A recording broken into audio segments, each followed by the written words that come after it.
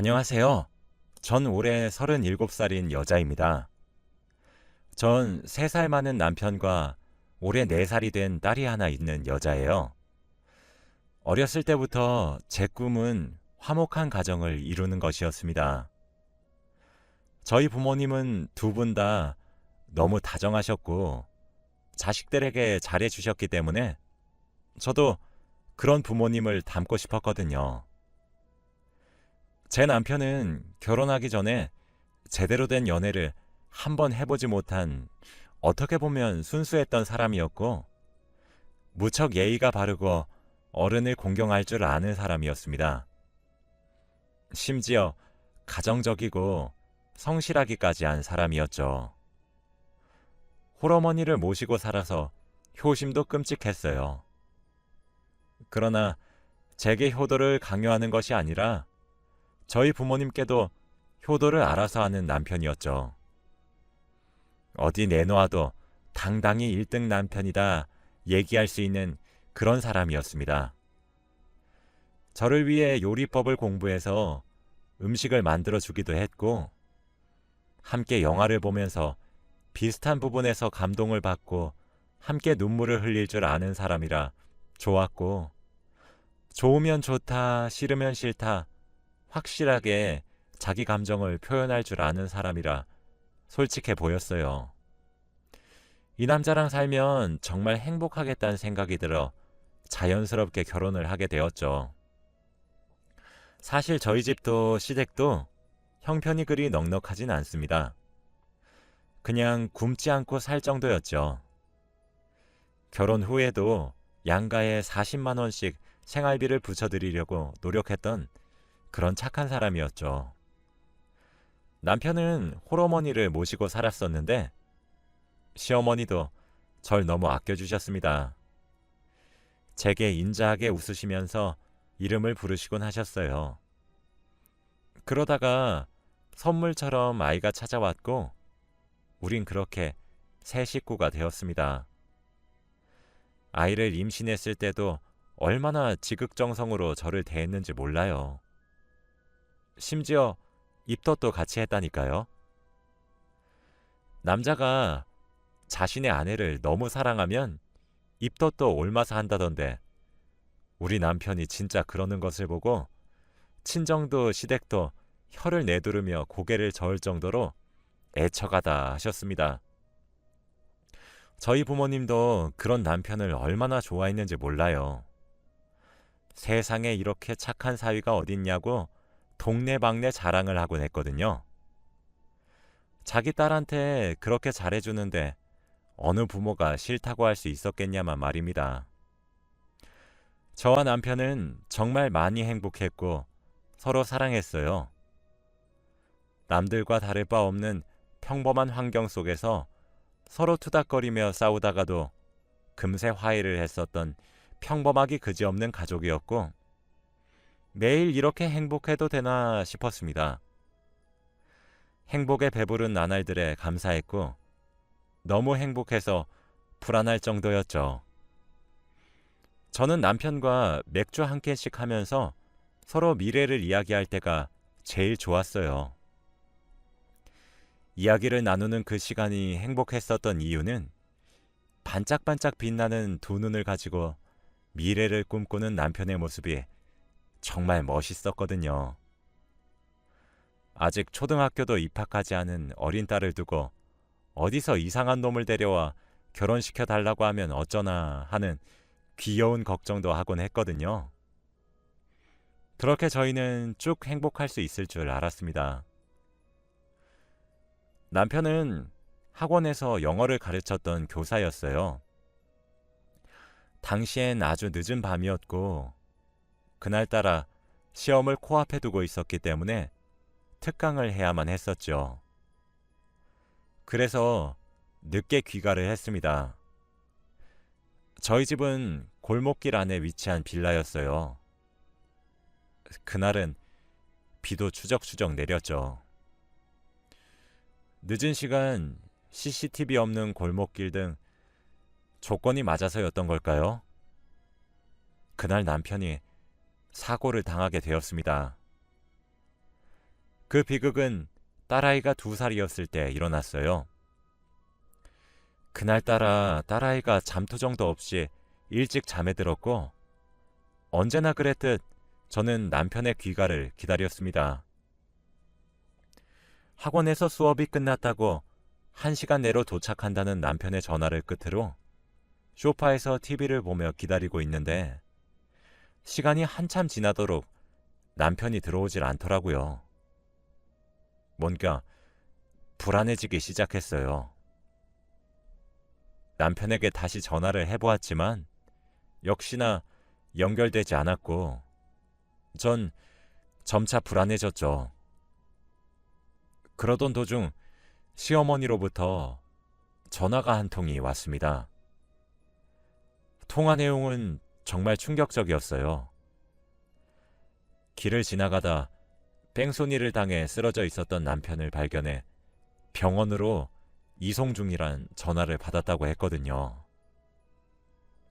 시어머니도 많이 놀라셨던 것인지 횡설수설하시며 말씀하셨는데 똑바로 말씀해 주시라고 화를 내기도 했어요.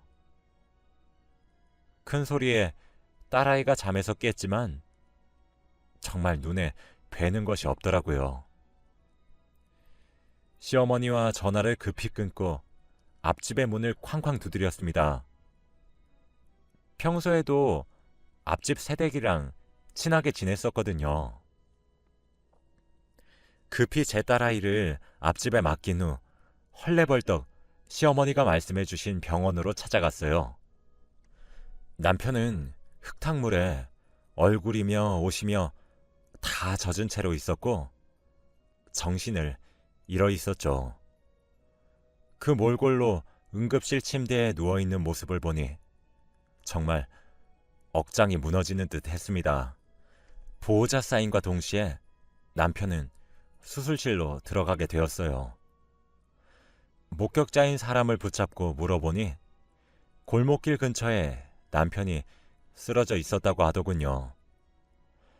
근처에는 자동차의 파편 조각으로 보이는 유리들이 굴러다니고 있었다고 아무래도 뺑소니를 당한 것처럼 보인다는 말이었습니다. 수술 시간은 처음 안내받았던 시간보다 배로 더 걸리기 시작했어요. 점차 불안해졌습니다. 이대로 우리 남편을 잃으면 어쩌나 걱정이 휘몰아쳤죠. 평소 눈물이 많았던 저였지만 전 울지 않았어요. 시어머니가 옆에서 통곡을 하실 때도 소식을 듣고 헐레벌떡 수술실 앞까지 찾아온 친정엄마가 저를 붙잡고 어쩌냐고 눈물을 보였을 때도 저는 눈물을 한 방울도 흘리지 않았습니다. 아니, 오히려 화를 냈어요. 울지 마시라고 다그쳤죠. 내 남편 괜찮을 거고 벌떡 일어날 수 있는데 왜 이렇게 우시는 거냐고, 부정 타면 어쩔 거냐고, 당장 눈물 그치라고 소리를 지르면서 말이에요. 원래 그 시간이었으면 일찍 잠든 딸을 기특해하며 오붓하게 부부끼리의 시간을 가지면서 함께 드라마도 보고 야식도 먹고 했을 텐데 눈앞에 펼쳐진 모든 상황들이 믿기지가 않는다고 해야 하나? 저는 정말 얼떨떨했습니다. 시어머니의 눈물을 보는데 미친 듯이 현실 감각이 돌아오는 것만 같아서 제발 울지 마시라 부탁드렸어요. 병원에선 방치된 시간이 길었고 후유증은 장담할 수 없다고 했습니다. 이미 다리는 손 쓸 수가 없어 오른쪽 다리는 허벅지 밑으로 절단해야 했죠. 게다가 뇌출혈까지 있었고 조금만 늦었으면 바로 사망했을 수 있었지만 사실 지금도 일어날 수 있을 거란 보장이 없다고 최선을 다했다고 하시더군요. 오늘 아침에도 출근하고 오겠다고 제게 입을 맞춰주고 딸을 사랑스럽게 쳐다봐 주었던 남편의 상태는 오늘이 고비라는 말에 전 그제서야 무너졌습니다.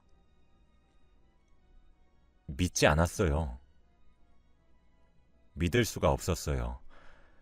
좀 전까지 저랑 전화를 했고 오늘따라 감기 기운이 있었던 제 몸 상태를 걱정해 주었던 사람이 지금 누워있는 것도 놀라 자빠질 노릇인데 어떻게 믿을 수 있었겠나요? 눈 좀 떠보라고 절규하는 시어머니의 목소리를 끝으로 정신을 잃었습니다. 저와 시어머니는 미친 듯이 남편의 간병에 매달렸어요. 딸아이는 친정에 맡겼어요. 살려만 달라는 우리의 기도가 하늘에 닿은 것인지 남편은 정신을 잃은 지 열흘 만에 기적적으로 눈을 떴습니다. 하지만 남편에겐 또 다른 지옥의 시작이었나 봅니다. 처음엔 제대로 거동도 못해 자신의 상태가 어떤지 몰랐나 봐요. 남편은 헐렁해진 오른쪽 다리를 보고 커다란 상실감을 가지고 미친 듯이 절규하기 시작했어요. 늘 긍정적이고 건강한 삶을 살아왔던 남편은 그때 이후로 성격이 참 많이 변했습니다. 하염없이 울다가 이렇게 살 바엔 차라리 죽어버리겠다고 난리도 쳤다가 멍하니 창밖만 보다가 그렇게 지냈죠. 말 그대로 숨만 쉬었습니다. 시간이 흘러 남편이 퇴원하고 난 후도 문제였어요. 시어머니는 한순간에 장애인으로 전락한 아들이 혼자가 되기라도 할까 겁이 나셨나 봅니다. 그 이후 매일 저희가 살고 있는 집으로 와서 제 손에 물 한 방울 묻히지 말라 신신당부를 하시고는 집안일을 대신 해주셨어요. 청소도 하시고 빨래도 하시고 밥도 차려주시며 모든 일을 해주셨죠. 그렇게 매일을 저희 집에 오셔서 복작거리셨습니다. 그러고 돌아가실 적엔 항상 저를 붙잡고 하나뿐인 아들 옆에 있어주면 안 되냐고 거의 빌다시피 제게 애걸복걸 하셨죠. 남편도 똑같았어요. 매일을 반복되는 질문을 던지더군요.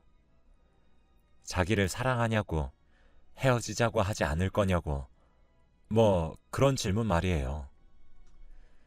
저희 친정에서는 제 앞길이 창창하다며 이혼하기를 슬며시 요구하기도 했어요.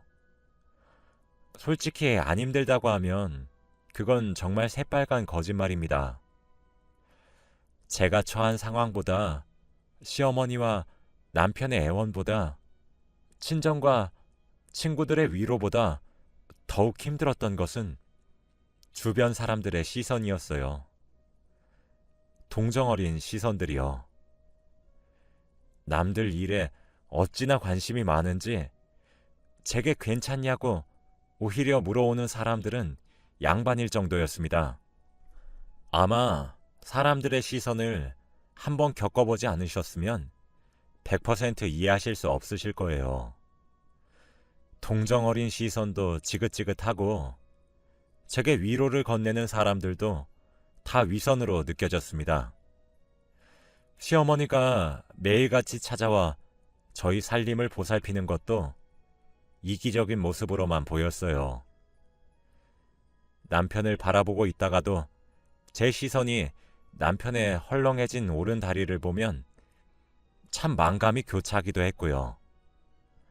분명히 무언가 있어야 되는 곳에 아무것도 없으니 허전함이 참 많이 느껴졌죠. 여기서 가장 힘들었던 건 뭔지 아세요? 점점 불안과 공포에 질려가는 남편의 모습을 지켜보는 것이었습니다. 매일 제 눈치만 살피는 남편의 모습, 제게 집착하기 시작하는 모습 등 세상이 원망스러울 지경이더라고요. 매사에 밝고 쾌활한 웃음을 흘리며 명랑하게 인생을 살아왔고 집에 오면 밖에서 무슨 일이 있었는지 오늘은 무엇을 먹었는지 조잘조잘 떠들기 바빴던 남편의 모습은 이젠 온데간데 찾을 수 없었어요.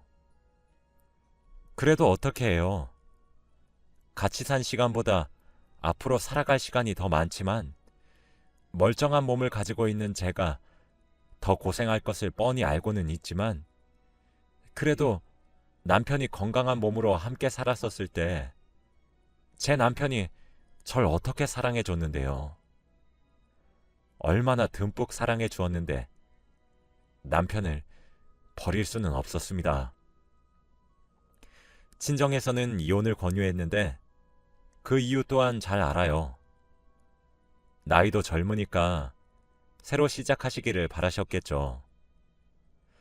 장애인이 된 남편을 평생 동안 돌보면서 함께 산다는 것은 제가 너무 일방적으로 고생하는 길이란 사실을 저희 부모님도 아시니까요.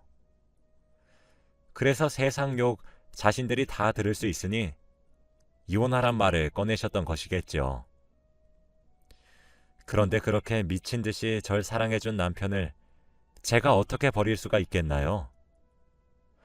사실 도망치고 싶었던 적도 정말 많았고 욕을 얻어 처먹는 한이 있어도 눈 딱 감고 이혼할까 고민도 했습니다.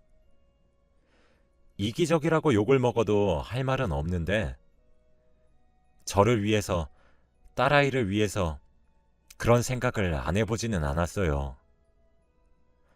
왜 하필 내가 이런 일을 당해야 하고 이 꼴을 당해야 하는지 이해가 되지 않았고 하늘이 원망스러웠죠. 하루빨리 이혼해서 빠져나오고 싶다가도 풀이 죽은 남편을 보면 그래, 내가 아니면 이 사람은 어쩌겠나 싶기도 했고요. 음식 쓰레기를 버리는 일도, 야식을 사다 주는 일도, 분리수거와 화장실 청소, 집안 마트에 가는 간단한 심부름까지 모두 원래 남편이 해왔던 일이었어요. 자신이 해왔던 일을 하는 제 모습을 보고 남편은 수도 없이 미안하다고 말을 하더군요. 그리 내뱉는 남편의 모습이 너무 가슴이 아파 남편을 껴안고 엉엉 울었습니다. 그때 결심했어요. 흔들리지 말고 내 남편 내가 지키자는 결심을 말이에요. 더 이상 절망에 빠져 허우적거리는 남편의 모습을 보는 것도 많이 힘들었고 동정만 받으며 불안과 우울감에 시달리는 인생을 살고 싶지도 않았습니다. 그렇게 결심을 굳히고 친정에 찾아갔어요. 이혼할 생각도 없고 나랑 우리 남편 좀 도와달라고 말이죠. 친정에선 절 뜯어 말렸지만 제가 강행했어요. 엄마 아빠도 김서방이 나를 어떻게 사랑해줬는지 전부 옆에서 보셨잖아요. 우리 없는 살림에도 친정이랑 시댁에 생활비 조금씩 드리자고 했던 사람이야. 내 손에 물 한 방울 안 묻힌 건 아니지만 최대한 덜 묻히려고 노력했던 사람인데 내가 그런 사람을 어떻게 버리고 새 출발을 해요? 그러니까 그냥 나 좀 도와주세요. 하면서 말이죠. 남편도 붙잡아 앉힌 뒤에 말했어요. 여보, 더 이상 나한테 이러지 마. 당신이 이럴수록 더 지쳐. 당신은 항상 어려운 일을 겪게 되면 극복하는 사람이었잖아. 나 당신 안 버려. 당신 두고 나만 도망가거나 떠나지 않을게. 정말 약속할게. 그러니까 우리 이겨내보자. 당신 우리 딸 결혼식에도 휠체어 타고 들어갈 거야? 걸어서 들어가 봐야지. 요새는 의족이란 것도 있어서 괜찮아. 당신 할 수 있어. 기죽지 마. 알았지? 나도 당신을 얼마나 사랑하는데. 그러니까 당신이랑 나 둘 다 할 수 있어. 적어도 우리 딸아이한테 부끄럽지 않은 부모가 되자. 라고 했습니다. 시어머니께도 말씀드렸죠. 어머니, 저희 집에 더 이상 찾아오지 마세요. 어머니가 이러실수록 저희 무너져요. 어머니도 하나뿐인 아들 극복하게 해주셔야죠. 저희가 알아서 할게요. 불안해하지 마세요, 어머님. 우리 남편 버리지 않아요. 죽을 때까지 끼고 살 거니까 너무 슬퍼 마세요. 하면서 어머님의 손을 꼭 잡아드렸습니다. 어머님이 구슬같이 눈물을 퐁퐁 흘리면서 고맙다, 고맙다 하시며 흐느끼셨죠. 그때부터 남편은 재활치료에 진심으로 임하기 시작했어요. 남편은 초반까진 그래도 제게 집착하는 것과 불안함, 이런 부정적인 감정들을 버리지 못했는데 제가 꾸준히 옆에서 지지해주며 응원하니까 부쩍 밝아지기 시작하더라고요. 점차 재활에도 열심히 임하기 시작했고 원래 영어를 가르쳤었던 직업을 가졌던 사람이라 재택근무도 하기 시작했습니다. 요즘엔 세상이 좋아져서 화상 영어 같은 것도 있더라고요. 남편은 수시로 재활 치료에 임하면서 화상 영어로 돈을 벌기 시작했죠. 사실 수입은 턱없이 적었습니다. 하지만 점점 활력을 되찾는 남편을 보니 저도 행복해졌어요.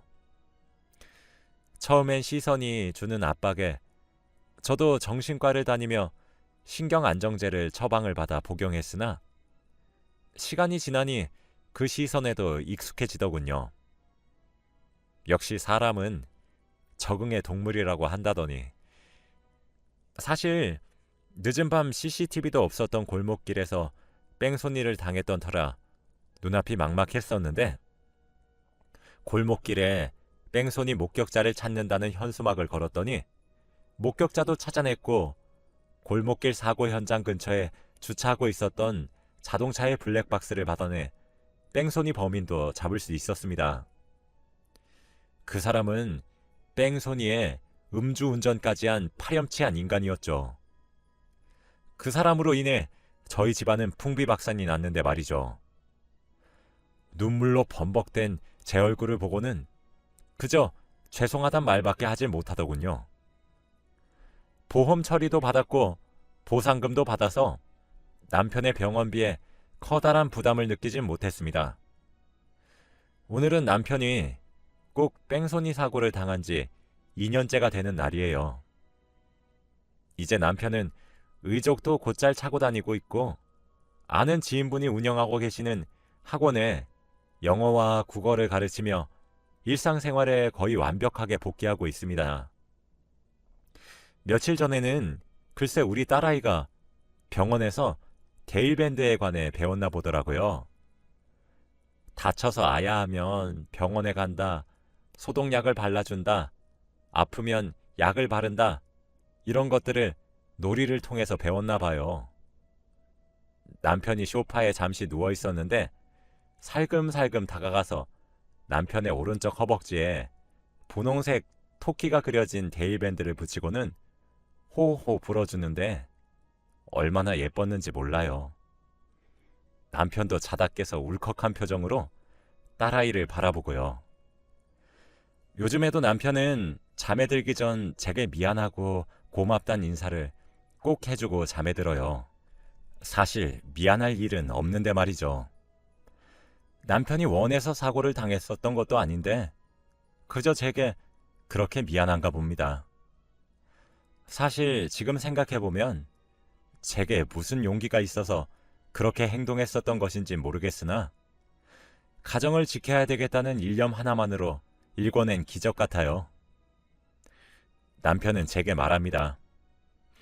제가 있어서 일상생활로 빠르게 복귀할 수 있었고, 절망에 오래 빠지지 않을 수 있었고, 재활에 집중해서 의족에 익숙해질 수 있었다고. 그래서 제게 너무 고맙다고 말이에요. 저 또한 남편이 살아있어줘서 얼마나 고마운지 모릅니다. 사실 시어머니도 제게 그 이후로도 너무 예뻐해 주십니다. 부담스러울 정도로 말이죠. 저를 무슨 구원자처럼 생각하시는 것 같기도 합니다. 제 입장에서는 당연한 일을 한 것인데 너무 떠받들어지는 것 같기도 하네요. 제 이야기는 여기서 끝입니다. 정말 그 말이 맞는 것 같다는 생각이 들어요. 인생의 내리막길이 있으면 오르막길도 있단 말이에요. 저는 다시 정상으로 돌아가고 있는 저희 가정이 너무 좋고 여전히 남편과 딸을 무지막지하게 사랑하고 있습니다. 힘들 때 사람 버리는 것은 아니라고 하더군요. 그래서 이제 요즘에도 남편에게 더할 나위 없이 큰 사랑을 받고 있어요. 앞으로는 더 이상의 오르막길은 없어도 좋으니 지금처럼 안락하고 평화로운 나날이 지속되길 바랄 뿐입니다. 제 긴 이야기를 들어주셔서 감사해요. 여러분들 가정엔 평안만 가득하시길 빌며 이만 글을 마칩니다.